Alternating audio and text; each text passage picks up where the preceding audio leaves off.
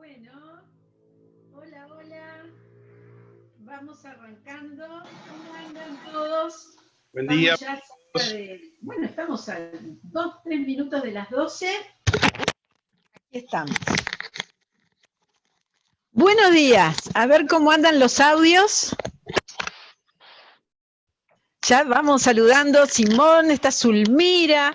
¿Cuánta gente amiga? Bueno, y todos los de siempre que llegamos temprano de la clase. Está Julio, Nicolás, Débora, Alicia acá, Ali en el grupo. Ahora ya conozco también los nombres de Zoom y los nombres de... Bueno, Mauricio Ubal también, que ya es habitué del curso de la facultad a esta altura. ¿Cómo le va? Luego tenemos, a ver, bueno, Salomé Restelli, que vuelve a estar acá acompañándonos, bueno, de varias clases, ¿no? Jimena, bueno, aquí estamos llegando. Yo estos primeros minutos ya sé que tengo que hablar y hablar, así van chequeando si llega en forma el sonido. Y mientras estoy haciendo el admitir, mientras van llegando todos los que... Bueno, viene el profesor Fabricio Modica, está llegando también, ahora ya lo vamos a saludar. Bien, admitir, como es usualmente cuando me toca, cuando tenemos invitados, estamos redireccionando hacia nosotros todos los comentarios del chat.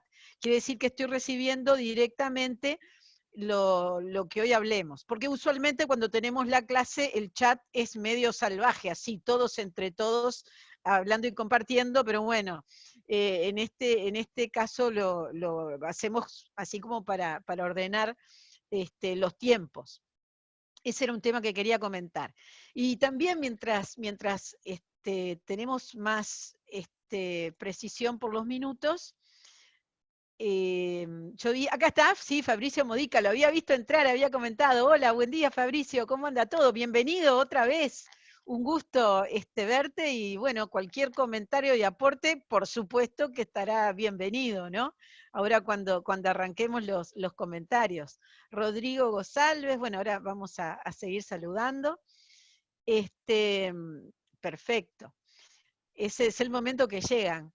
Qué bárbaro. Uno antes estaba acostumbrando a que la gente entraba por la puerta, ahora la gente aparece, aparece por las ventanitas de acá. Bueno, acá nos saluda en el chat Fabricio, un gusto. Aquí, espere que a veces, en este momento estoy mirando por un lado y por otro, no tengo todas, pero perfecto, tenemos audio perfectamente y aquí cualquier comentario, cualquier pregunta con Fabricio y todos estamos conectados en todas partes. La doctora Silvina Vila, aquí copiloto en la clase como desde el primer día, aquí presente.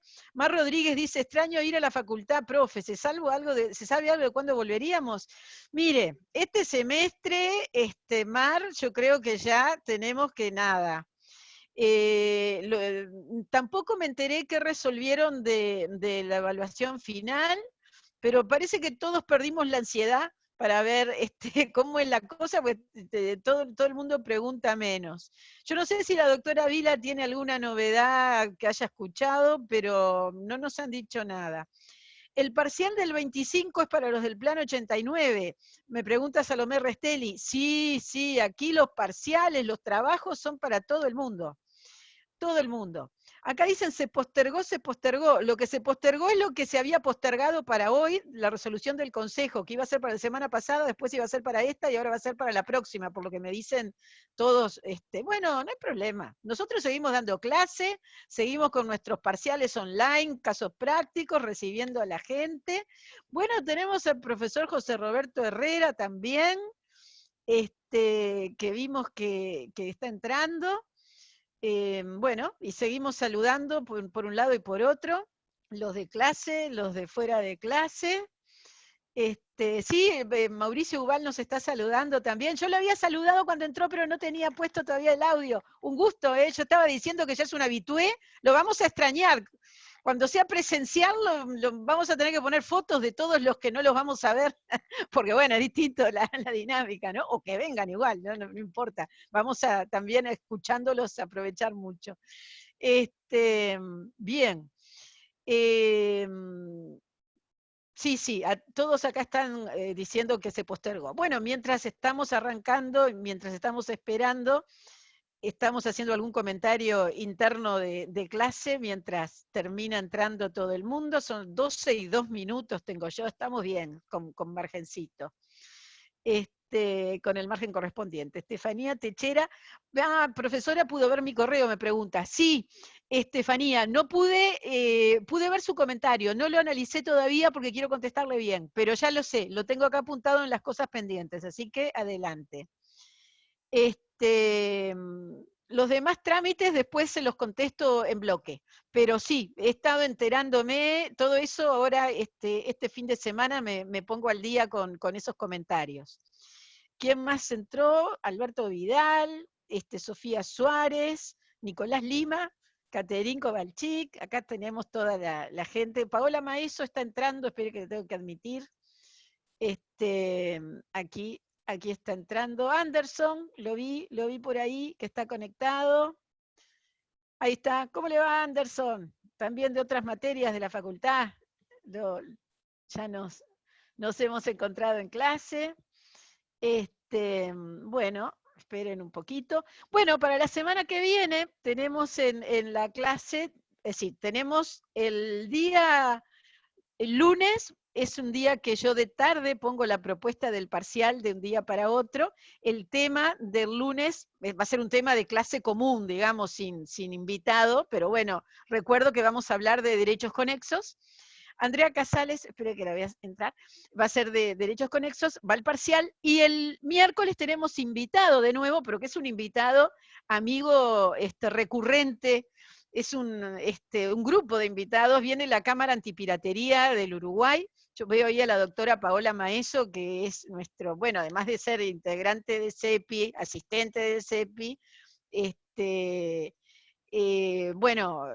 parte de la Cámara Antipiratería, y ella es la que coordina siempre en particular esa actividad.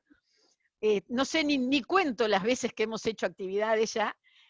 Aprovecho y saludo. ¿Cómo andas? Sí, ¿Cómo andás, Beatriz? estaba dándole paso también muy bien. No quería cortarte. Bueno, la cámara confirmadísima para el miércoles y siempre agradecidos por la invitación y siempre hay algo nuevo que hablar, ¿no? Sobre este tema. Así que sí, tampoco me acuerdo, como vos, cuántas veces ya hemos participado de actividades, pero bueno, la comisión a pleno va a estar con mucho agrado en tu clase. Bueno, este año con ventanita, ¿no? Como todos. Pero no sería la primera vez que hacemos una actividad abierta. Yo recuerdo la última actividad presencial del año pasado abierta, vino gente a hacer preguntas, así muy público en general, fue cosa interesante, porque es lo que queremos lograr también con esto obviamente uno siempre tiene limitaciones locativas, el cupo por más grande que es, la parte electrónica también un poco nos limita para que funcione, igual tenemos cupo para rato, pero de todas maneras es una función interesante esto en la UDELAR, el llevar conceptos y que la gente pregunte. Esto lo queremos siempre llevar adelante, ¿no? Y los aportes de distintas visiones, lo pensamos mantener y profundizar todo lo que se pueda. Y bueno, justo en este sentido, justamente las experiencias han sido interesantes años anteriores. De distinta perspectiva. Bueno, ya son las 12:06, así que por más que seguiré admitiendo mientras hable, como pasa siempre, vamos a ir comenzando ya con el tema de hoy, a menos que haya alguna pregunta que no sea de reglamentos, de cosas de facultad, que eso ya lo tengo más encaminado y lo voy a estar explicando. Me dice que me mandó un mail con una pregunta de contenido, Tania Gancedo, pero debe ser una pregunta de contenido de reglamento, no una pregunta para hoy. Así que después voy a mirar, debe haberlo mandado al mail de clase. Sí, perfecto, no se preocupe, lo vemos después. Perfecto, bueno, bien. Comenzamos entonces con, está el doctor Gustavo Pini también, recién lo veo, bienvenido doctor, un gusto. aquí nos saludamos, así que tenemos hoy una cantidad de gente muy conocida que está en estos temas de distintas facetas, porque decía, es la idea. Y que ha venido a muchas actividades del CEPI, porque al doctor Pini lo hemos visto en varias actividades, no es la primera vez que lo encontramos por acá. Bueno, entonces, como comentaba, arranquemos con el tema de hoy. El tema de hoy es un tema clásico del derecho de autor, vamos a hablar de plagio.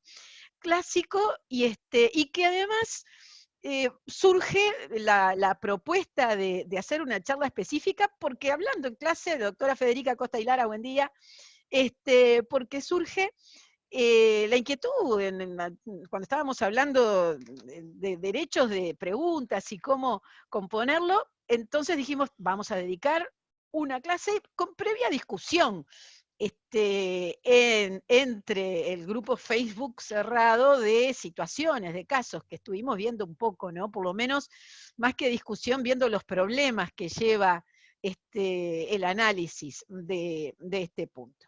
Bueno, primer punto que vamos a analizar es noción de plagio o concepto de plagio, como corresponde.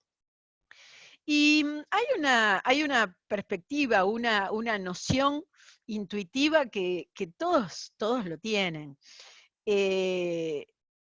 Plagio tiene que ver con sacar algo a alguien, es una apropiación. Un concepto más preciso es una atribución desviada de la autoría, haciendo pasar una obra ajena como propia, es decir, por aquel que es el autor del plagio propiamente. Esta es esa noción general. Nosotros usualmente, bueno, vamos siempre a los referentes de lo que son los conceptos cuando estamos hablando en derecho de autor, entonces siempre decimos, según el glosario de derecho de autor de la OMPI, se define al plagio como el acto de ofrecer o presentar como propia en su totalidad o en parte a una obra de otra persona en una forma o en un contexto más o menos alterado.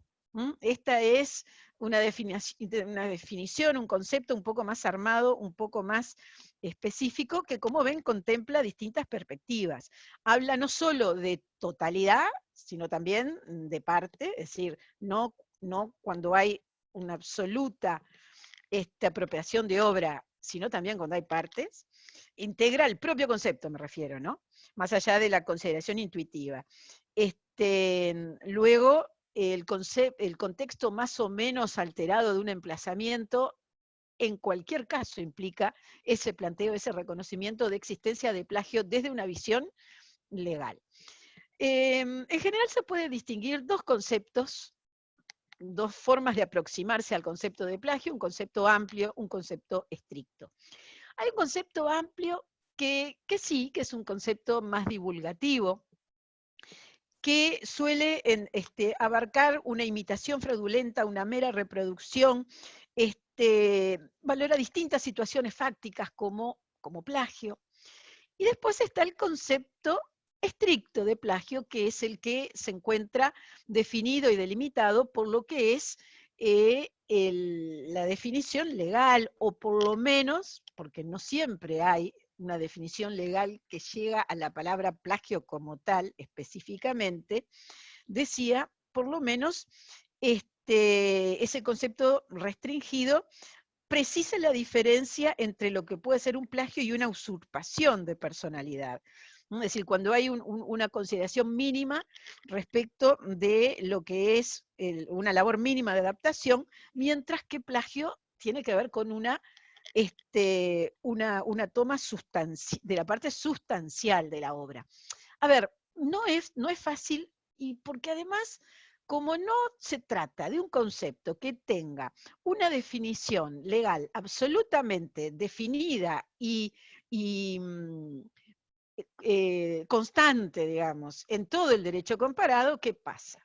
Que acá, evidentemente, se están involucrando las distintas concepciones personales hasta de lo que es el sentido de las palabras. De ahí viene la dificultad de la definición. Fíjense, hablar desde lo amplio, desde lo restrictivo de un concepto, está el doctor Luis Fernando Iglesias, que también estábamos esperando para escuchar sus aportes. Buen día. Entonces, ya con esto es muy complicado. Mira, hay una forma de presentar los niveles para estudiar en una obra lo que es el plagio. Un aporte de la escuela alemana de Köhler, Köhler, estamos hablando de un autor alemán impresionante, que yo diría casi un filósofo de la propiedad intelectual, que aportó grandes institutos, estamos hablando de fines del siglo XIX, que dice que hay 3 niveles en los cuales corresponde plantearse si hay o no una apropiación de la autoría ajena. Un primer nivel es la Substanz, la Stoff und Inhalt, que sería el contenido de ideas, imágenes, conceptos, la materia que luego elabora el autor. Este es el contenido de las ideas. Un segundo nivel, la Innere Form, la Fassung, la Ideengestaltung, Formgebung, formación, que sería la forma interna o el resultado de la elaboración individual de esa sustancia. Nosotros tenemos un primer nivel sustancia, un segundo nivel forma interna, y un tercer nivel que es la Äußerliche Form, Ausdrucksform, que sería la forma o realidad exterior que pone de manifiesto a la sustancia interna. Bueno, evidentemente acá tenemos 2 polos y un intermedio. Las conclusiones a las que va llegando Köhler y que se retoman en toda la doctrina es que la sustancia, ese contenido de las ideas, de ninguna manera pueden dar lugar a un concepto de plagio, porque estamos hablando de algo que es imposible de determinar, porque es interno, Kant mediante. Hacia el otro extremo, estamos hablando de la Äußerliche Form, es decir, de la parte que se exterioriza, que es exactamente la que no hay duda nunca que es lo que se ve, que por lo tanto tiene que ver con la expresión, y que es lo que se ve y se puede comparar, de modo que sin duda a eso va dirigida la apreciación. Y luego ahí viene el gran problema de las fronteras y donde se habla de elementos del plagio, y donde vienen todas los análisis y discusiones, y el análisis, yo le puse ese trabajo interesante sobre dicotomía de idea y expresión, de esa profesora, le puse ese link en el post que divulgué. El punto es, en cuanto a esa forma interna, claro, de forma interna, si hablamos de idea, no, es clarísimo, es algo imposible de definir, pero cuando esa forma de idea está expresada en forma directamente relacionada con la expresión, no es algo más allá de una mera exteriorización. Entonces, bueno, ahí es cuando, en cuanto a la forma interna, Köhler dice, dependerá según las circunstancias, no pudiéndose generalizar al respecto. Esto nos hace acordar que también en la música hay 3 niveles para analizar dónde puede haber plagio, dónde está la originalidad. A propósito, justamente durante el fin de semana, bueno, estos días previos, no fue fin de semana, fue fin de semana largo, lo que estuvimos, por lo menos lo que les puse yo para que, a ver si escuchaban en materia de plagio, fue en materia de obras musicales, una cantidad de, sí, algunos ya de la clase me cabecean, una cantidad de contrastes sobre Plena la música, ¿no? Que Taringa publicó, para ver los 3 niveles. Sí, acá Techera recuerda, sí, algunos de ustedes ubicaban, algunos más que otros.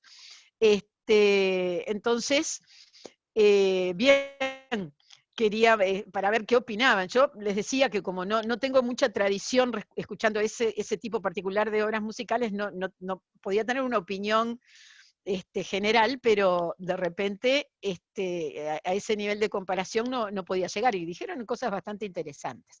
Bueno, quiero saludar a Rodrigo González, director de operaciones de LAPI Argentina, que vi que entró, lo comenté cuando estaba entrando y después no lo saludé, porque a veces cuando los voy viendo que aparecen, en algunos casos ya voy saludando para que no, porque va pasando rápido el tiempo, entonces por eso quería dejar este saludo. Bien, sigo. Köhler, entonces, estas 3 consideraciones abstractas de los alemanes para esta idea de plagio, concepto, ¿dónde vamos? ¿Qué es? Buah. Luego hay una cantidad de conceptos de la doctrina. No tenemos en este momento oportunidad para discutirlo. Voy así a hacer referencia a los uruguayos que han definido el plagio en lo que es la historia de la doctrina nacional. Entonces, mencionemos a Valdés Sotero, que no presenta una definición expresa de plagio, simplemente maneja el concepto de que lo habrá toda vez que la obra sea atribuida a otra persona. Grompone ve en el plagio la toma indebida de diversos pasajes o aportes de una obra protegida. Luego de Freitas y Borgio, en su libro, dicen también que esa definición surge del análisis de la expresión atribución de autoría, la expresión que tiene el artículo 46 literal A de nuestra ley de derechos de autor, que es la que se mantiene. Es decir, en ese sentido ha sido siempre la posición de la doctrina uruguaya reflejando justamente el texto legal. Nosotros decimos que, bueno, siempre habrá plagio cada vez que haya una usurpación de una obra ajena o parte de ella, atribuyendo una autoría distinta a la realidad, ¿no? Eso en cuanto a noción general, que como decimos, no la tenemos refrendada en un texto específicamente, cosa que no ha impedido nunca esa identidad, sanciones a nivel penal como tenemos en nuestro país, persecución, por supuesto, referida a nivel civil, y que en realidad regulan este ilícito, este atentado contra los derechos de autor, que es uno de los más antiguos y de los que históricamente hay más de más lejano origen, ¿no? de más lejana documentación. Y es inevitable mencionar, como siempre, que se hace referencia a plagio, y me gusta, y yo siempre ya lo he comentado en clase, cada vez que hemos mencionado plagio es una expresión que viene de un delito que había en la ley romana. La ley romana hablaba del plagium como un secuestro de hijos de los hombres libres. Entonces de ahí esa expresión trascendió desde las referencias a un autor literario de epigramas. Ese autor literario de epigramas era Marcus Valerius Marcialis, y lo que le pasaba a Marcial era que Fidentino, que era un colega del mundo del entertainment de Roma, y estamos hablando del año 79 a.C., le robaba sus poesías, sus obras literarias. Entonces dejó escritos en algunos de sus epigramas: Fidentino, el libro que recitas es mío, si lo quieres, cómpralo. Bueno, y ese tipo de apreciaciones. Ahí es la constante referencia al origen del plagio, analizado o considerado como una conducta reprobable por la sociedad.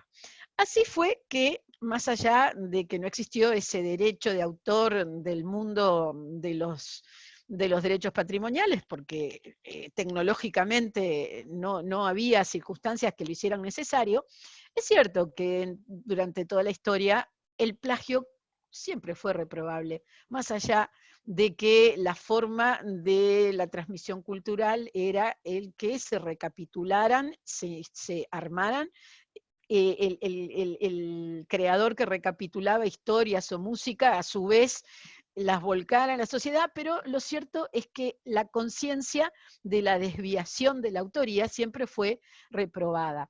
Hay documentos también del mundo árabe, que establecen también lo que fue en la cultura árabe, y ya estoy hablando de pasado el primer milenio después de Cristo, que establecían esa sanción cultural respecto de la consideración del tema plagio. Bien, O entonces origen histórico y mirada reprobable desde lo que significaba esta apropiación, sin duda. Eso es lo que fundamenta claramente que nadie se haya sentido, bueno, como lesionado o vulnerado en la sensibilidad de que constantemente haya habido persecución por parte del derecho penal de lo que es el plagio. El plagio como delito respecto de esto de la atribución de la autoría. Se suele hablar que, o mejor dicho, en la doctrina suele destacar que respecto del bien jurídico tutelado, cuando se habla de lo que es la normativa contra el plagio, está por un lado, y el más importante y el más destacado, el derecho moral. El derecho moral de la paternidad de la obra, el nombre del autor, y este es fundamental.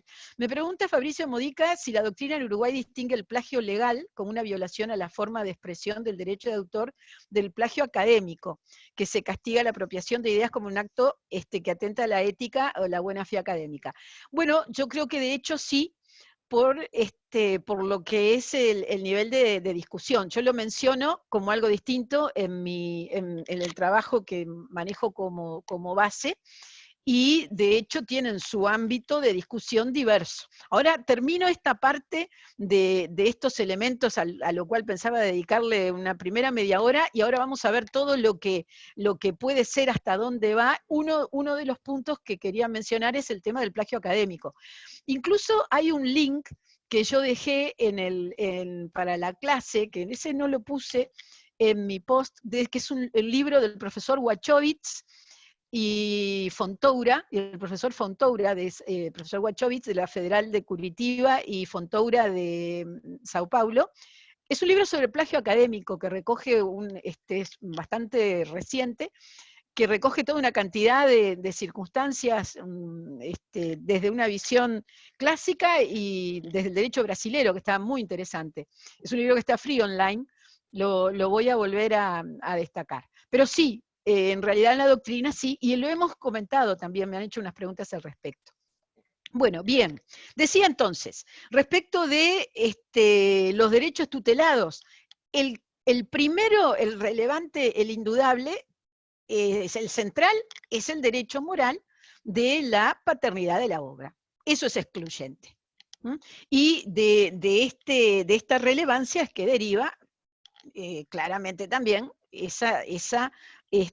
yo creo que cuestionable necesidad de una persecución desde el punto de vista penal, con el carácter que tiene.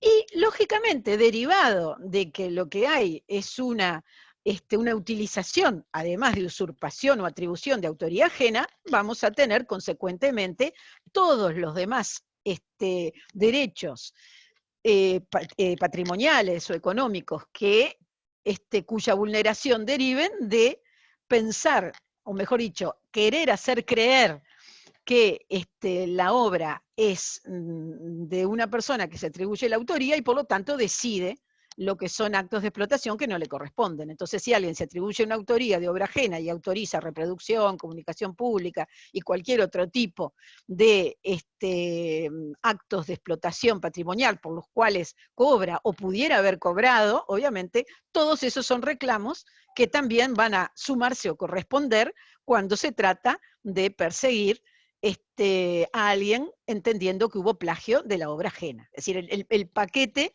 de los reclamos y de lo vulnerado, en caso, obviamente, hablando de derechos económicos o patrimoniales, que se pruebe el aspecto cuantitativo correspondiente, como sea que se pruebe, bueno, abarca todo. Pero el punto central, sin duda, tiene que ver con el atentado al derecho moral de ese autor que es desplazado, cuyo nombre es desplazado de la relación con la obra. Bien. Acá me preguntan, ¿y si no autoriza y se reproduce igual puede denunciar? Ahora después volvemos a esa pregunta, Estefanía.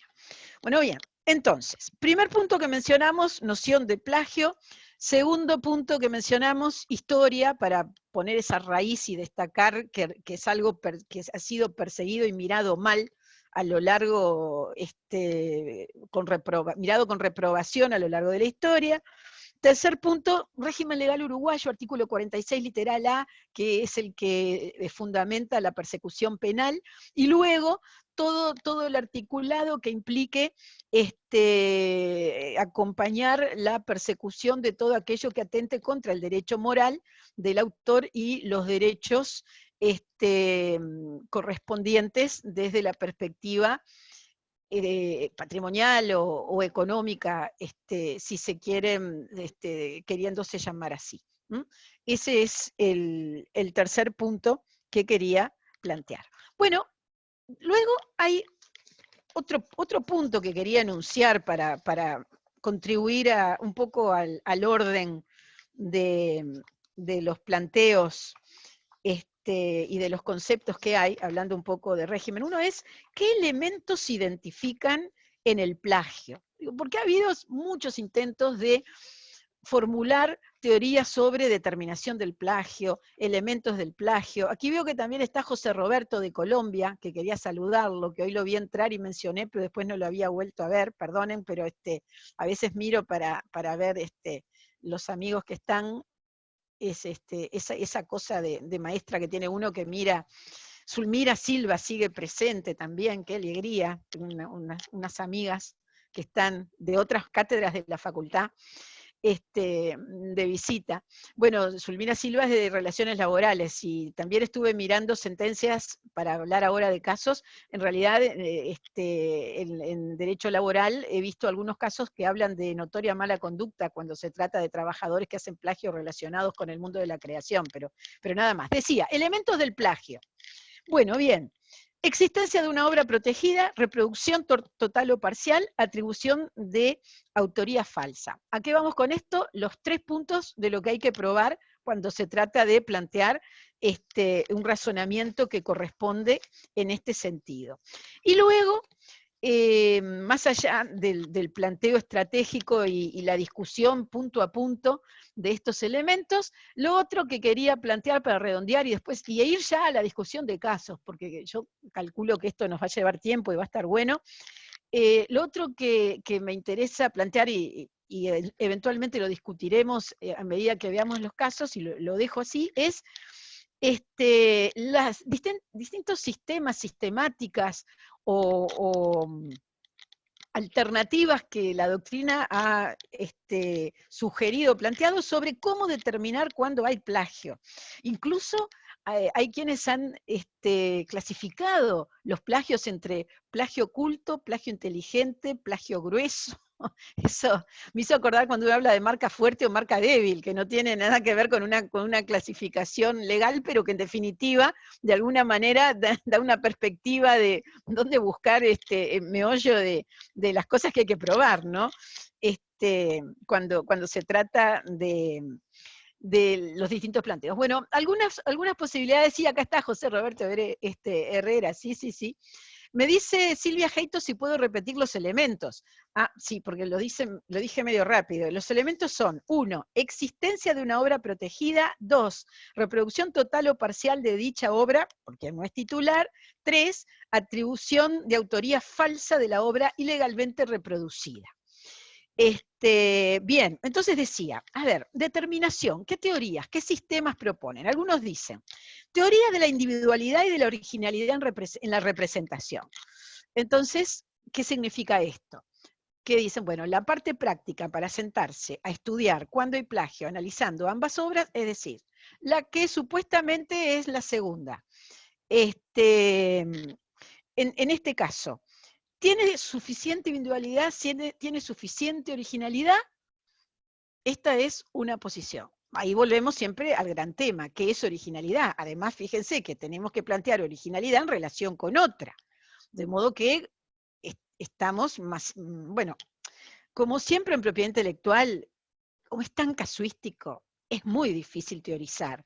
Por eso, más allá de plantear medio rápido estos puntos, no voy a profundizar en las explicaciones, pero evidentemente para algunos casos alguna teoría puede ser más útil que para otros. Bueno, una posición entonces, teoría de la individualidad y de la originalidad de la representación. Segunda, y este es una muy común, test de las semejanzas. Es decir, analizar ambas obras, las obras en cuestión, sea por el sentido que sea, desde la perspectiva de la concurrencia de elementos comunes. Entonces, sería algo así como tapar lo distinto y visualizar lo que tienen en común. Esta es una de las, creo que es la teoría más frecuente para estudiar, las semejanzas en el contexto.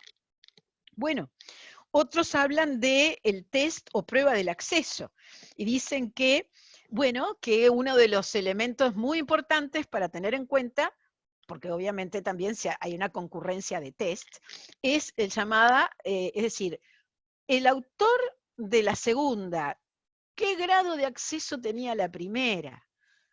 Bueno, sabemos que no puede ser determinante el acceso, porque si no dejamos de lado todo lo que es la inspiración, el estilo y la cultura de un momento en la sociedad. De modo que no es determinante para una valoración, pero eventualmente puede ser también, según el caso, por eso hablábamos que la casuística impide una generalización constante en esta tercera teoría, según el caso, podría analizarse.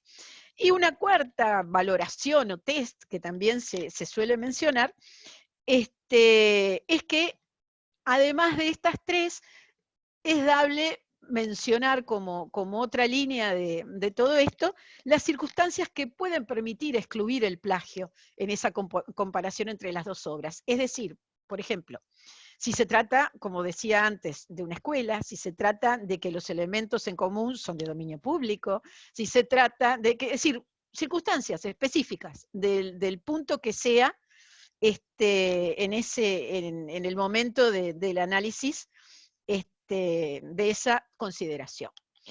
Bien, esto en cuanto a los puntos o conceptos más generales que quería plantear antes de ir a las distintas situaciones. Y bueno, con esto de las distintas situaciones para plantear, tomo la pregunta que me hizo Fabricio hace unos minutos, que la fui dejando porque Fabricio me adelanta todo. Fabricio me pregunta, ¿alguna doctrina habla de autoplagio?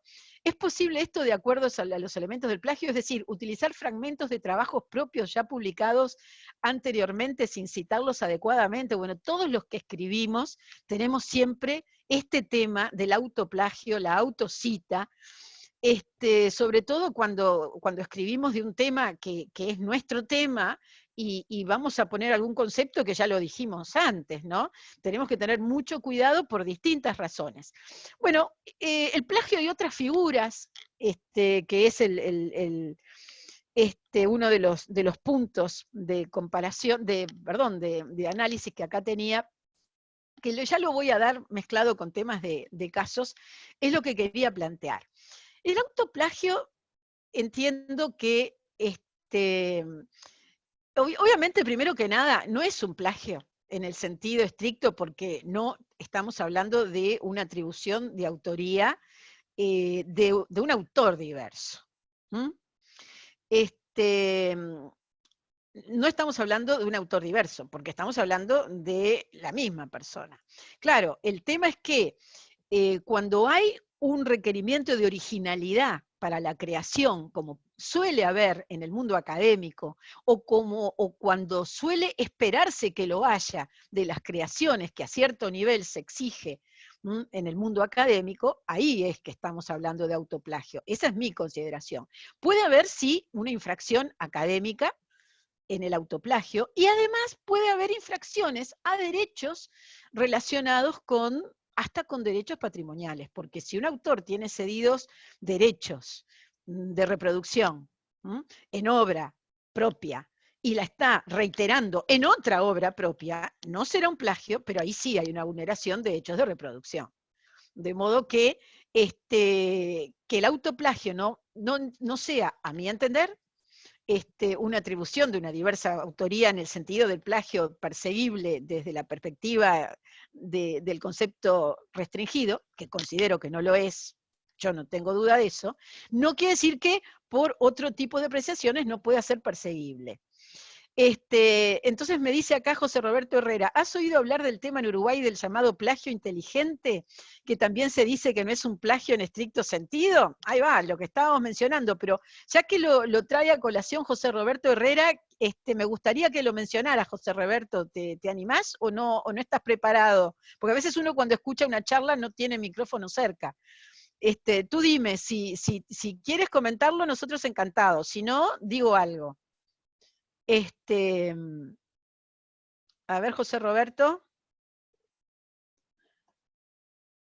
Hola, hola Beatriz, Sí, hola a todos. adelante.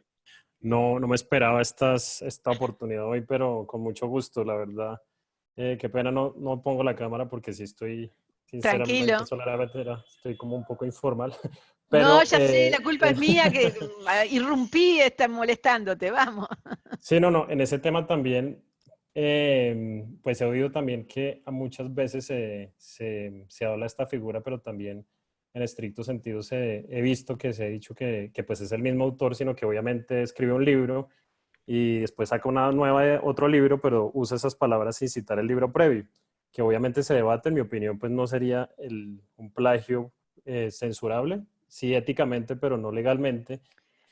Acá en Colombia hubo un caso, pues no llegó a la corte, pero de un procurador, nada más y nada menos, donde en los medios se le acusó pues de este tema, pero pues la defensa también fue un poco en ese sentido, ¿no?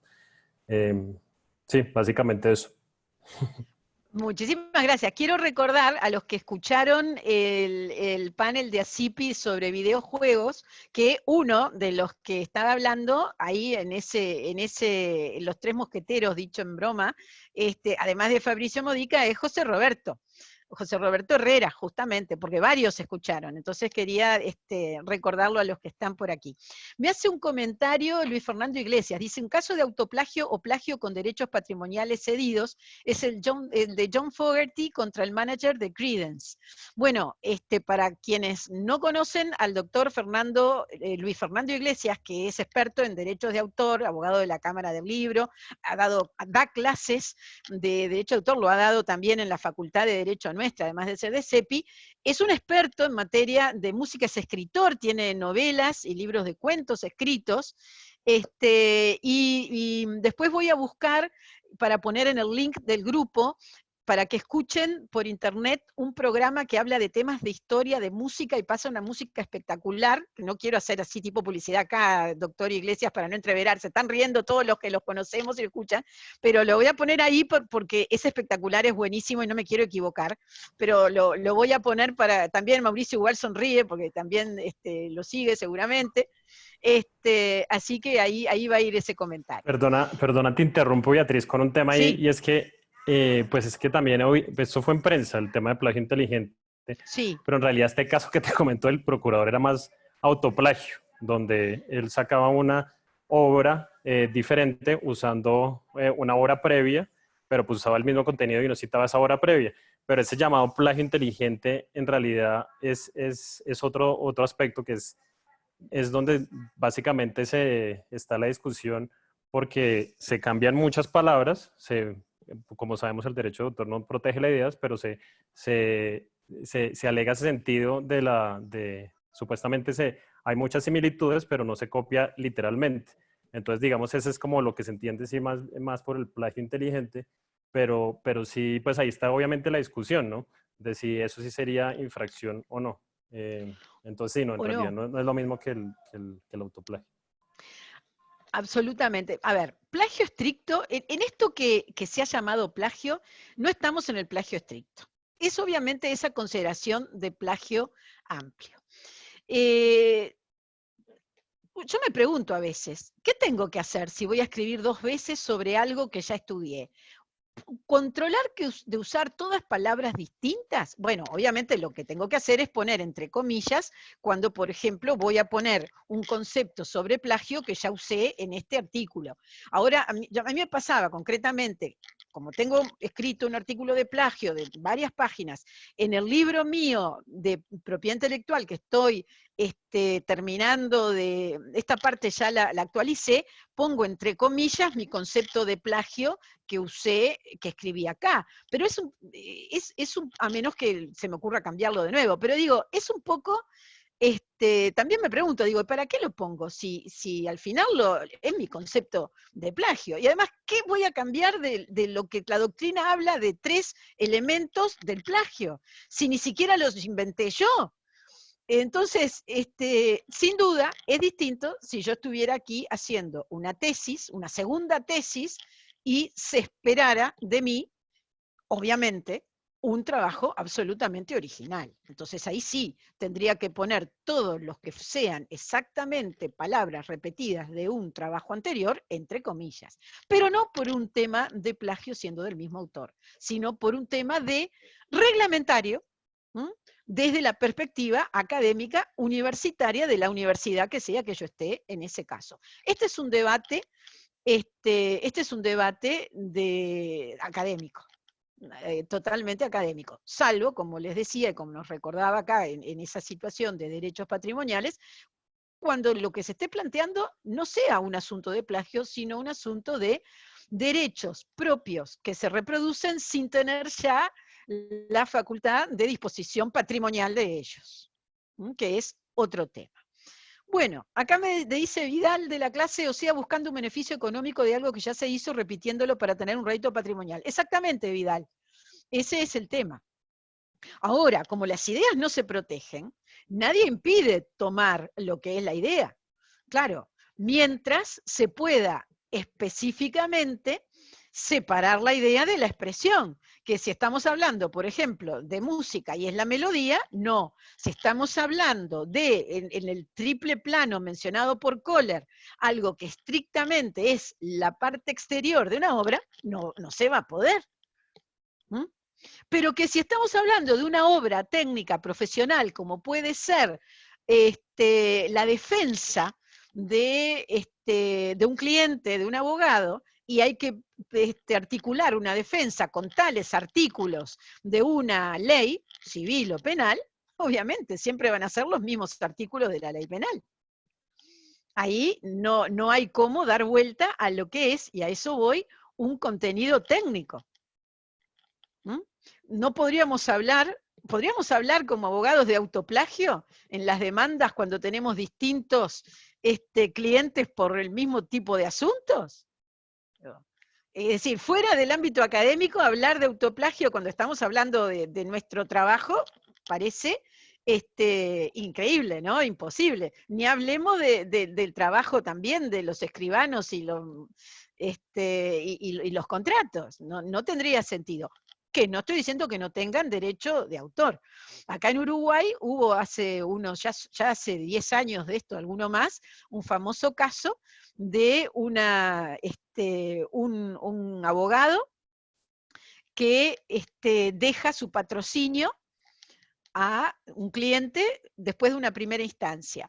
En una segunda instancia viene otro abogado, poco tiempo para presentar un recurso, y ese segundo abogado toma absolutamente igual la demanda escrita por el abogado anterior, todos los uruguayos nos reímos, nos acordamos, los más veteranos, y el recurso de apelación es textual, párrafos enteros idénticos a la demanda, pero no pone tal como expresa la demanda o nada directamente lo firma, como cualquier abogado pone la firma. Entonces, en la consideración de que la firma del abogado no solo implica patrocinio, sino autoría, el primer abogado le hace una demanda de plagio al segundo. Una denuncia penal. Esto se discute a nivel penal. Hacen lugar en primera instancia, porque evidentemente había una atribución de autoría, ni siquiera puso, como se dice en fojas tal, directamente no había nada para pescarle en lo formal como para mitigar el hecho de que directamente dijo lo mismo que dijo el otro como si fuera de él. Rápidamente lo redondeo. Primera instancia, hacen lugar. Segunda instancia, coinciden, confirman la sentencia de primera instancia. Llega a la Suprema Corte y ahí cambia un poco el tema por un argumento, última posibilidad de ser usado históricamente, porque ahí en vez de decir, yo creo que estrictamente debería haberlo confirmado, porque la verdad que no figuraba, pero en realidad dicen que no había, uno de los argumentos formales para descartarlo es que no habían registrado la obra porque se afilia a una posición anterior a la ley del 2003. Entonces, como se dice, en realidad le perdona la vida, dicho así rápidamente, porque no quería hacer demasiado hincapié en esta solución. Esta es una de las sentencias que están indicadas, que está en el blog de jurisprudencia, la pueden encontrar, pueden leerla, pero lo cierto es que sí hay derechos de autor. En Brasil han trabajado muchísimo sobre el tema del derecho de autor profesional de los abogados. Yo he visto una recopilación de sentencias ahora no me acuerdo el nombre, el apellido de un colega de la Getúlio Vargas, un trabajo interesantísimo. En un congreso que fui una vez en la Universidad de Santa Cruz do Sul, 2 días enteros hablando sobre plagio. Bueno, a ver qué cuestiones me comentan. Rodrigo González me dice, en Argentina tenemos un caso que tiene sus años, que es Moreno con Iglesias y otros en sede civil respecto de canciones. Yolanda, de Larry Moreno, y Morriñas, de Julio Iglesias. Se determinó que Julio Iglesias plagió al cantautor argentino. Las obras parecían distintas, pero en el estribillo puntualmente surgieron similitudes. Mire, bueno, aquí tenemos un caso de 2 instancias también, que están las 2 sentencias también en el compendio, en la selección de sentencias que puse en el blog de Jurisprudencia de Derecho Comercial, de Cantaré, que fueron 2 autores uruguayos contra Roxana, que eso también en Uruguay lo conocemos bastante, y que no se hizo lugar al planteo de plagio presentado, porque, dicho también rápidamente, entre una serie de análisis, está sumamente interesante cualquiera de las 2 sentencias y todo el contexto, porque entendieron que lo que tenían en común esas 2 obras estaba en el dominio público, por decirlo rápidamente, de modo que ni uno ni otro tenía exclusividad alguna, y el que reclamaba como plagio no podía reclamar porque no tenía posibilidad de decir esto es una exclusividad mía. Incluso durante el debate aparecieron, no sé si todavía quedaron en YouTube, una cantidad de links con música que uno que comparaba ambas obras que estaban en conflicto, que ese después creo que lo bajaron. Pero después vi otros 2 videos en YouTube identificando esa misma melodía en el dominio público, no sé si es correcto decir melodía en el dominio público, en una cantidad de obras, por ejemplo, obras de rock coreano, que también en el ting tung, ese de Uruguay te queremos ver campeón, parece que los coreanos, estaba destacado, ¿no? Pero los coreanos lo usan mucho en el rock. No sé, digo por si quieren investigar. Mauricio Ubal nos dice, en música es muy común la autorreferencia, especialmente en las melodías. En general es bien aceptado en cuanto queda claro que funcione como una guiñada artística a un trabajo previo, pero no afecta ni determina la obra nueva. Claro, en música debe ser como una firma personal, ¿no? Como decir, como la firma del autor. Como hay pintores, yo que sé, a mí me gusta mucho el arte naive, y me encanta Charles Bisocchi. Y me encanta. Y Charles Bisocchi, además de su estilo, en todas las obras de todo lo que ha pintado, Bisocchi tiene la bandera norteamericana, es un autor naif norteamericano. Entonces, y además la tiene en un asta y flameando. Y habrá otras banderas flameando norteamericanas, pero la forma como lo hace Charles Bisocchi en todas sus obras es la firma, más allá de la firma que también tiene, de Charles Bisocchi. Me hizo acordar, porque el concepto ese de eso que no falla, que se puede identificar. Lo podrán falsificar a Charles Bisocchi y a su bandera, pero la forma, estoy segura que el experto, los que son los que acreditan a este pintor, saben que es él. Bien, un comentario más de Fabricio que dice, uno más y todos los más que vengan, ¿no? En el reglamento del trabajo final de grado de la Facultad de Derecho de la Universidad Católica de Asunción, nosotros regulamos los 3 tipos de plagio, legal, académico y autoplagio, y cada uno tiene un grado diferente de sanción académica. ¿Cómo lo contempla el plagio laudelar? No tiene un análisis definido de qué es autoplagio, qué es plagio académico. Hay sí una definición general de la atribución, pero se deja al análisis a cada situación. No tenemos eso, digamos, regulado de una manera general y precisa. No conozco que esté regulado en ninguna de las universidades nacionales como tal. No sé si alguien tiene alguna novedad al respecto. Hace un tiempo sí hice una pesquisa como para ver si estaba, pero no sé si recientemente ha sido modificado. Es algo bastante complicado para hacerlo, ¿no? Voy a buscar en la web, si está en la web, porque ahora me dio curiosidad, Fabricio, para ver cómo está regulado eso. Me encantaría verlo. Bueno, ahora que miro de nuevo al doctor Gustavo Pini, veo que está el otro doctor Pini atrás del doctor Gustavo Pini caminando, así que mis saludos al otro doctor Pini, que que es juez también, así que saludos a todos. Nada más que eso porque lo vi pasar. Bueno, porque ahora con esto de las ventanitas uno mira también, no quería dejar de saludarlo. También saludos de la doctora Vila, también al otro doctor Pini. Bueno, bien, decía, Sofía Suárez me pregunta, profesora, no sé si está al tanto del caricaturista creador de Gaturro, Nick. Sí, se ha visto que copia muchos dibujos y chistes rehaciéndolos con su estilo de caricatura, incluso hasta de Quino ha copiado, me dice Sofía. Bueno, justamente eso se ha discutido bastante en varios foros a raíz de uno reciente. Es un tema de hasta dónde va la idea, hasta dónde va la inspiración, que es una de las cuestiones más complicadas y más difíciles que tiene la definición de plagio. Porque veamos, a ver, el plagio burdo, el plagio sencillo, el plagio tomo esto y lo pongo acá, es el más fácil de todos. Ese plagio se condena, sea parcial o total, y ya está. Pero el problema es el famoso tema de la libertad de las ideas, y hasta dónde hay apropiación de la representación. Es esto que yo leí, por eso lo quise leer, lo de Kohler, la sustancia interna. Es decir, la idea y la exteriorización o materialización externa es clarísimo. La idea no se protege, la externa es lo que se protege. Pero no hay, a veces, indisolublemente, cierren los micrófonos si no están hablando, no hay indisolublemente a veces indisolublemente a lo externo, algo muy enlazado a una sustancia interna.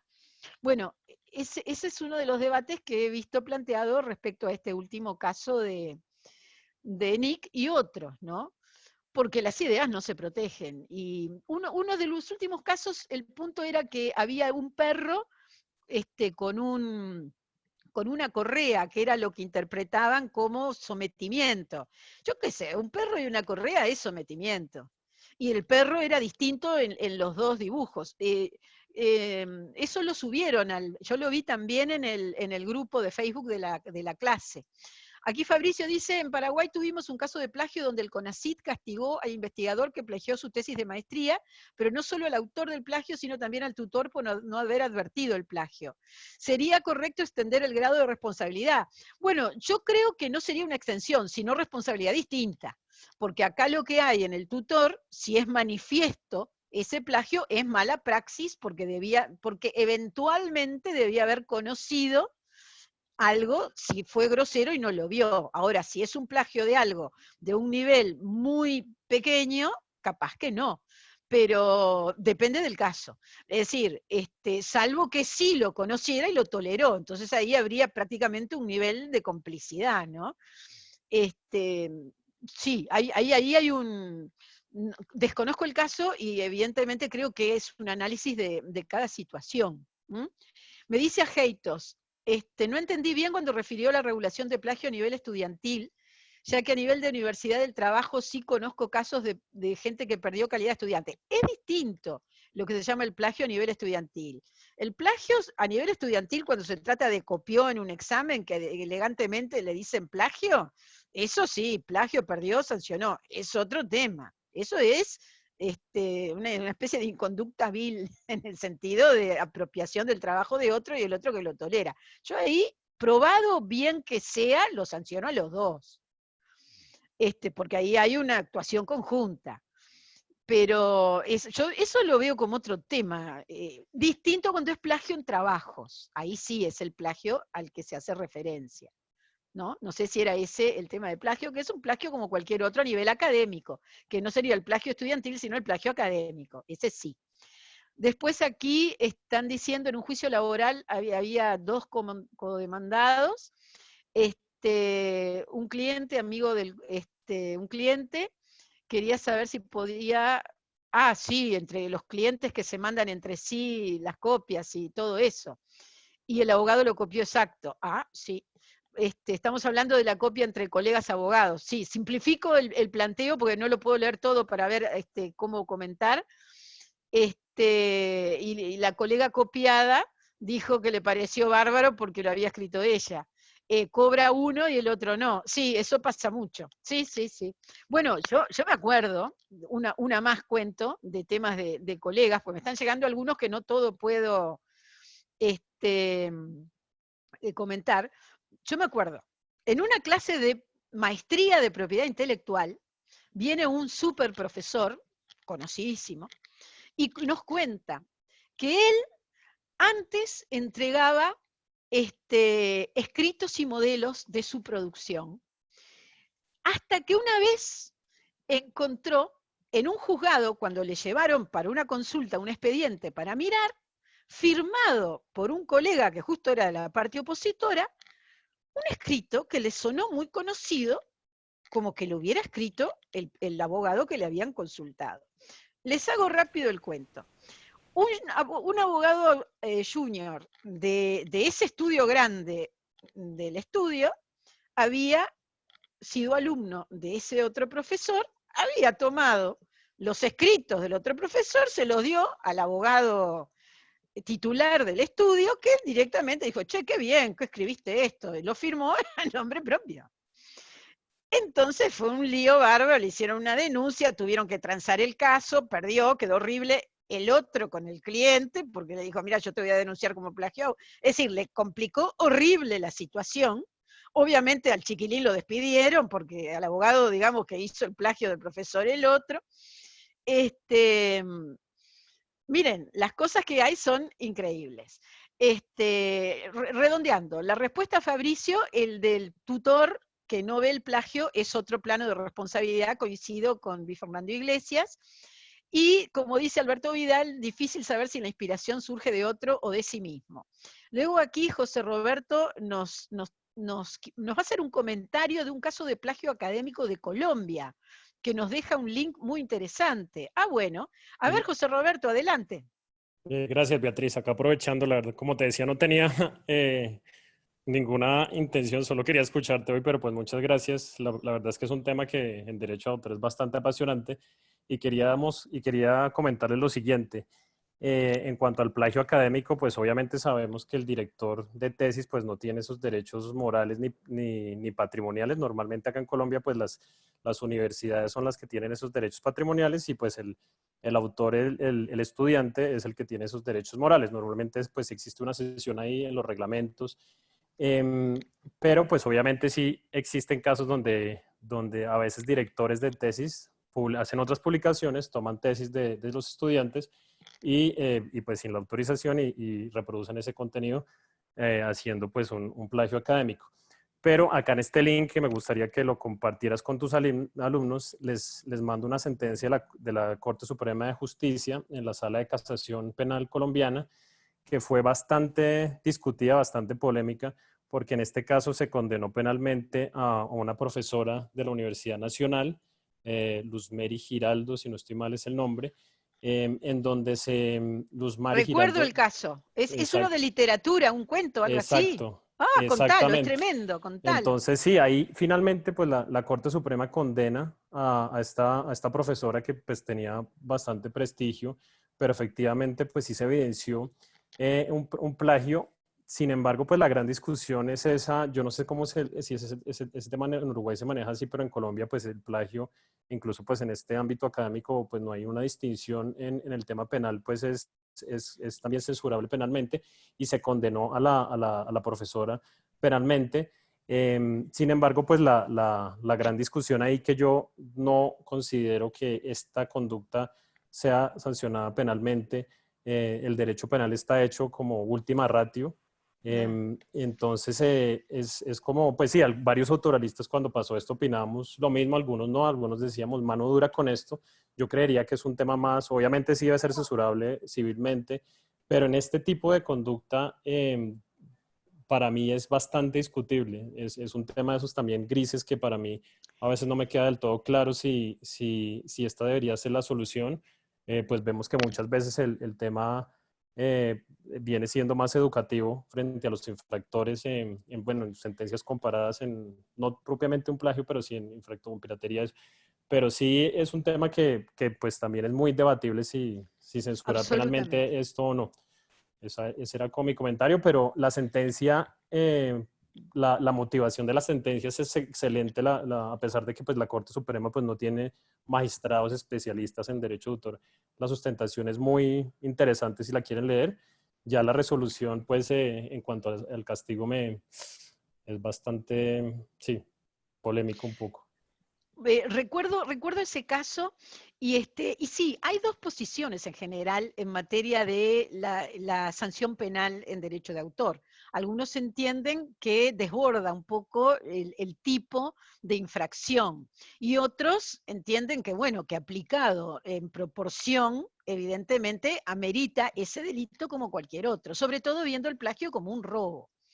Ahora, respecto del plagio académico y su persecución, respecto de la normativa penal común en Uruguay, el 46A, a ver, todo depende de qué fue el plagio académico, ¿no? Que sí está comprendido en el artículo 46, literal A, cuando tiene que ver con ese tipo de infracciones. Pero yo, a ver si estoy equivocada o no con el caso de Giraldo. Tengo entendido que había un estudiante de posgrado de literatura que hizo su tesina con un cuento específico de no me acuerdo qué autor del siglo XVIII, XIX, y esa fue una cosa muy puntual de su autoría. Una profesora lo envió con su firma, ese trabajo, es decir, lo plagió, pero así, zapallescamente, ¿no? Tengo entendido que fue así, y lo envió a una publicación francesa o una publicación europea.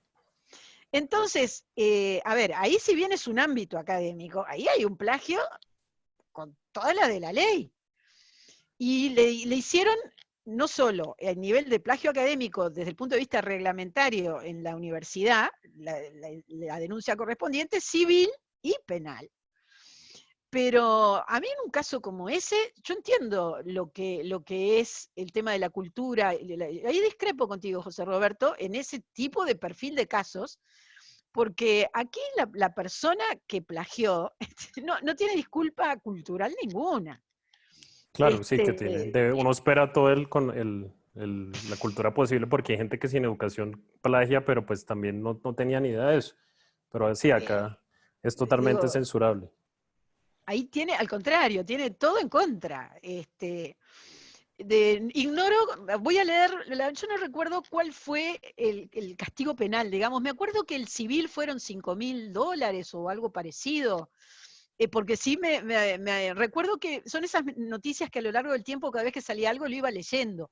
Como otra noticia, no sé si me está escuchando Fabricio Modica, me acuerdo que una jueza, instructora de jueces, no instructora de instrucción penal, sino profesora de filosofía, había hecho un libro plagiando varios libros de distintos otros autores en Paraguay, y la habían denunciado, eran como 15. Entonces, me acuerdo que se recusaban los jueces para analizar el caso de ese plagio. Ahí el tema que la perseguía el asunto era una fiscal paraguaya, la que hacía las denuncias, pero que claro, como era una jueza, parece que era, la verdad que tenía todo un conjunto de amistades que terminaban recusándose. No, se ve que ahora en este momento no, capaz que después me escribe algo, porque sé que estaba por el móvil, estaba circulando, Fabricio, soy yo, de repente que se me ocurre justo hacer preguntas, ¿vieron? Estoy con la profesora que hace preguntas. Pero también ese caso fue de esos casos que uno va siguiendo por las comunicaciones online, esto es de hace unos años, que también era una cosa complicada, porque uno dice, caramba, hay un nivel en que no hay excusa cultural ni de intertextualidad posible. Y de paso introduzco este tema, el tema de la famosa excusa o argumento de la intertextualidad. Yo me acuerdo hace muchos años, hace 20 años, yo estaba estudiando la maestría en Alicante, y de tarde me ponía radio para acompañarme cuando estudiaba. Y en eso aparece un escándalo de un plagio, a nivel cultural, así, porque habían contratado al director de la Biblioteca Nacional de España, ¿no? la Biblioteca Nacional de Madrid, para escribir una especie como de viaje en crucero por el mar Egeo. Lo había contratado ¿se acuerda que la gente viajaba y era feliz por el mundo transitando fronteras, que parece algo tan lejano ahora? Bueno, ese momento lo había contratado una empresa grande de estas que organizan viajes, no me acuerdo el nombre. ¿Y qué pasó? Que descubrieron que este hombre, este señor tan ilustre, que obviamente además de cobrar hizo su paseo por el Egeo, había introducido, pero carillas enteras de un trabajo que había escrito otro. Entonces fue un escándalo, porque no era nada más y nada menos que por algo que le habían pagado, había hecho un plagio. Entonces lo llaman de uno de estos programas radiales de cultura y de comentarios de la tarde.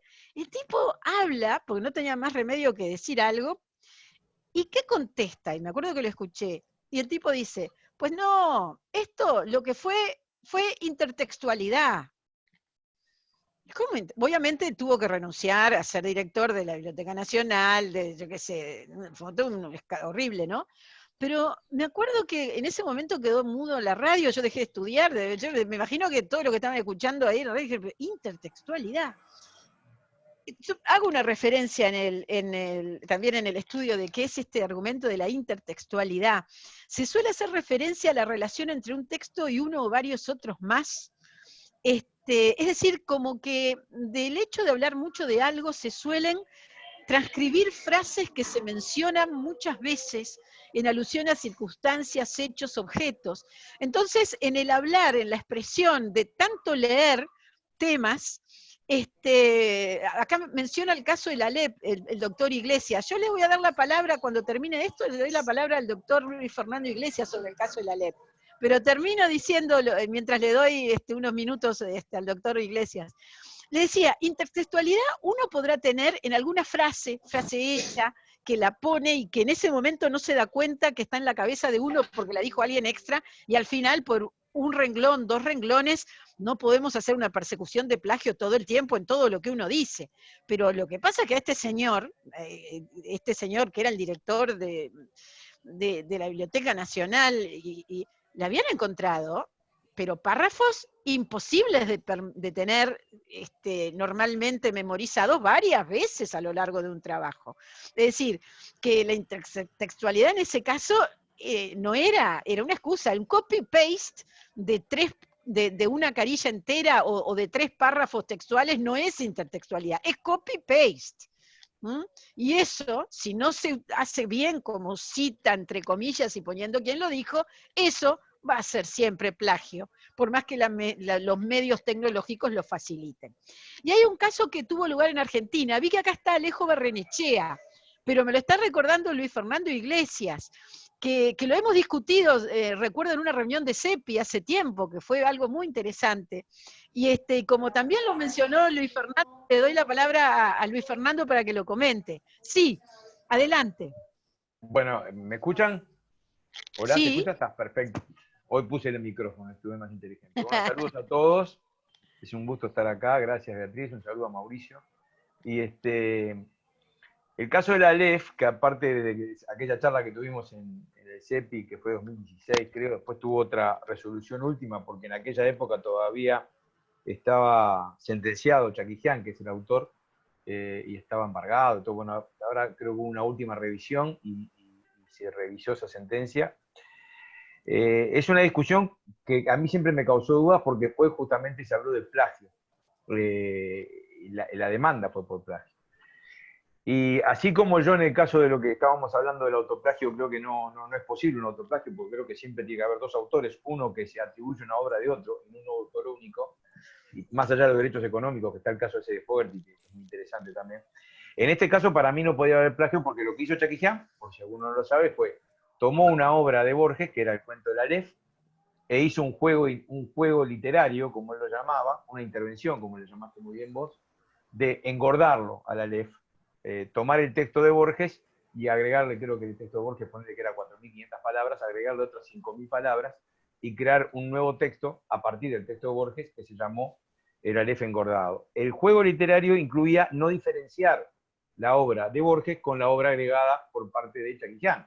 Es decir, no era que se pusiera otra letra y era como mejorándolo, si eso se pudiera, al excelente cuento de Borges, o cambiándolo o hacer otro, sino que era tratar de copiar un poco el estilo y hacer una obra nueva a partir de esa obra de Borges.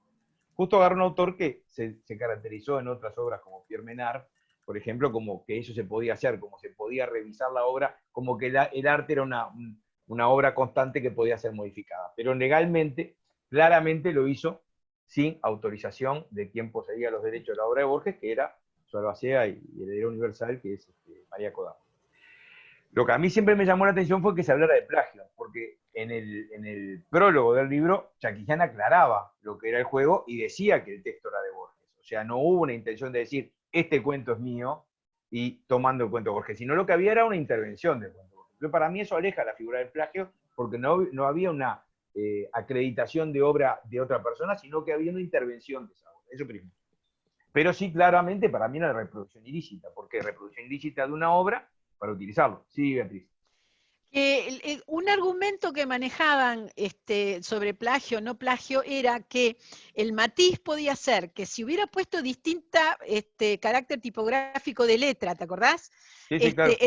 Ese era, pero que lo de plagio, lo que decían ellos, ¿no? Que yo coincido con lo que tú decís, pero el matiz era ese, que el plagio venía porque no decía que era de quién, y el tema era que alguien estándar que no domina el Aleph, por ejemplo, yo, era imposible que dijera cuál es de uno y cuál es de otro. Claro, lo extraño de eso es que, como siempre, hay una división de la parte legal, claramente, para mí, claramente hay una reproducción ilícita. Después, si es por plagio, si es por reproducción ilícita, podremos discutir de ese matiz, pero hay una reproducción ilícita. Eso sí. Pero claro, bueno, ahí entran otros elementos que, digamos, no jurídicos, que era lo que amparaba y lo que hizo que casi toda no la opinión pública, pero por ejemplo el gremio de los escritores, el Pen Club, tanto internacional como el argentino, se pusiera del lado de Chaquijian. Entre otras cosas, era un tiraje muy chico, era un tiraje de 400 ejemplares, de una editorial que editaba poesía, en el cual la mitad habían sido regalados. O sea, no había como una intención económica, pero sí hubo una utilización. Y particularmente está la heredera, que es Kodama, que ha sido sumamente estricta con eso. Es decir, Kodama, por ejemplo, ha prohibido que se hagan musicales con la obra de Borges o que se hagan incluso películas que pudieran utilizar la obra de Borges, porque es muy estricta en cuanto a su custodia, cosa que tiene todo el derecho. Pero bueno, cuando a mí me hablan eso de intervención, me cuesta englobarlo encararlo dentro de los que son los parámetros tradicionales del derecho de autor, ¿tá? Porque la intervención significa el uso de una obra, ¿tá? Y entonces, si vos utilizas una obra, para mí, en lo que es el derecho de autor tradicional, tiene que haber autorización de quien tiene los derechos. ¿En qué terminó eso? Fue condenado, fue embargado en su momento, incluso pendía una posible condena de prisión. Finalmente, por lo que sé, creo que fue el año pasado, que hubo una revisión y la última sentencia estira mucho el concepto de intervención y derecho de autor. Es muy interesante la última sentencia, que lo exonera, y dice como que es un concepto, un recurso válido literario la intervención, que lleva al límite el derecho de autor. Para mí claramente lo viola, pero bueno, esa es la última sentencia, que así como vos decías, la sentencia esa que buscó unos argumentos para exonerar al colega del plagio, acá me parece que se estaban buscando argumentos para, por una acción como esa, exonerar a Jackie Chan. Y en eso finalmente terminó como que fue exonerado. Sí, muchas gracias, es como siempre muy, muy valioso. Acá cuando estaba comenzando a hablar, acá digo en el chat, que me llegan los comentarios, decían, bien, doctor Iglesias, muy buena intervención, así que ya tiene público, doctor Iglesias, también en la clase. Bueno, decía, a ver, acá evidentemente hay una intención de aprovechamiento, porque Borges no es cualquier desconocido, ¿no? Y además yo creo que hay un aprovechamiento y una ganancia en este señor, en este autor, porque de hecho lo está usando. Hay un comentario de Mauricio Ubal referido a la música. Mauricio, ¿lo quiere realizar usted oralmente o lo leo yo? Ahora no lo veo, entonces, sí, ahora lo veo. ¿Lo quiere decir usted?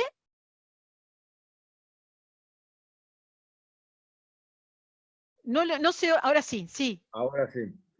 No, yo le refería, lo que hablaba Iglesias me hace acordar a un caso muy común hoy en día en la música, que es el sampleo, el uso del sampleo, o sea, tomar un extracto de una canción, por ejemplo, de un pedazo de melodía, y eso se inserta, esto es un trabajo muy común de los DJs, los animadores de fiestas, que hay de distinto tipo, ¿no? Pero digo, es muy común eso de tomar un pedazo de melodía muy característica y con eso le ponen todo un rack de ritmos y bueno, con eso hacen una obra supuestamente nueva, que en general los músicos se acepta eso como una nueva versión, digamos, y se soluciona, primero que nada, pidiendo autorización. En general, el DJ pide autorización al autor y dice, mira, te voy a utilizar tal música, ¿lo acepta o no el otro, no? Pero una vez que lo acepta, después también lo que se hace es dividir la autoría de esa obra nueva. Es decir, bueno, la obra nueva se llama de otra manera, se renombra y se pone la autoría compartida con el autor de la primera melodía, ¿no? Eso es algo que a mí me ha pasado y es muy común. Es decir, y en general se considera que es, bueno, un tratamiento nuevo de una melodía, ¿no? Nada más. Muchas gracias. Muy lindo todo esto. Bueno, y obviamente agradecidos de sus aportes, porque esto nos, como es, en este momento tan complicado de no salir, es muy útil toda la realidad que nos va trayendo. Iba a decir dos cositas y ya le doy la palabra a Vidal, me parece que está manoteando para decir algo, pero espere, iba a decir que justo este tema de lo que hacen los DJs se discutió en clase en el grupo de Facebook, porque tenemos ciertas discusiones previas a las clases, estuvimos discutiendo, creo que lo estábamos discutiendo con Vidal, por eso creo que quiere comentarnos algo. Sí. No sé si me están escuchando. ¿Sí? ¿Se escucha? Sí, está. No, quería hacer primero una pregunta Mauricio Ubal, la nacionalidad, es uruguayo de acá. Sí, sí, sí. Uruguayo, está porque me había perdido un poquito. Por la referencia me interesó el comentario. Y después la nacionalidad de quien habló del plagio, que se trata como legal, académico y autoplagio. Pero no me acuerdo la nacionalidad cuál era. ¿Quién habló de eso? El autoplagio habló Fabricio Modica, Fabricio. y también habló al respecto José Roberto. Ahí está. Y lo último era justamente referente a Luis Fernando Iglesias, que la intervención que hablaba él, y estoy de acuerdo con él, es un buen adjetivo para desviar la protección del derecho de autor, me pareció una desviación. Nada más que eso. Luis Fernando quería agregar algo. Una cosita complementaria a lo que decía Mauricio. Sí. Estoy de Luis acuerdo Fernando, presentá a Mauricio Ubal, porque capaz que como Vidal Mauricio otros no lo Ubal, conocen. Mauricio Ubal es un autor uruguayo, un músico uruguayo, creador de uno de los himnos no oficiales del Uruguay, que se llama A Redoblar, y la mejor canción futbolera que se ha hecho, que se llama Al Fondo de la Red, entre otras cosas. Aplauso en Zoom para Mauricio Ubal. Y aparte la canción Ahora oficial sí, ahora sí. la canción oficial de la ciudad de Montevideo, que ganó un concurso y que es, se llama Ciudad de Montevideo o Montevideo, no me acuerdo bien ahora. Hoy me estoy mezclando con la de Amaro. Pero bueno, un excelente autor que ha sabido mezclar varios ritmos. Y lo que él decía para mí era fundamental en lo jurídico. Él dice la autorización, o lo que después dijo es que aparezca después al final como coautor de la nueva canción. Y eso es fundamental. Y tan es fundamental que hay un caso que es paradigmático, que se acaba también de tener una variante este año, que provocó la desaparición de una banda que fue famosa llamada The Verb en Inglaterra, que hizo una canción que la van a escuchar todos, que si ponen ahora Alpha FM van a escuchar la música de fondo de esa porque es la cortina, que se llama Bittersweet Symphony, esa canción que hace ta, ta, ta, ta, ta, ta. Bueno, eso es un sampleo de un tema de los Rolling Stones, ¿tá? Es un sampleo de Time Is On My Side, creo, que había sacado un disco que tenía los derechos de los Rolling Stones y que le pidieron el sampleo de 3 compases, creo que era de los violines. ¿Qué pasó? El autor de la canción se pasó de los compases y el manager de Rolling Stone no era tan amable como los músicos, le hizo juicio y todos los derechos de autor que se cobraron por ese tema, que es uno de los temas más famosos de la década del 90, los cobró Allen Klein, que era el manager o los que tenían los derechos de esa canción. Recién ahora, en este año, el año pasado, Jagger y Richard le cedieron por fin los derechos a una banda que se separó y abandonó la música por eso. Ahora, esa canción, si usted la escucha, le digo, ponen la propaganda de Alpha FM y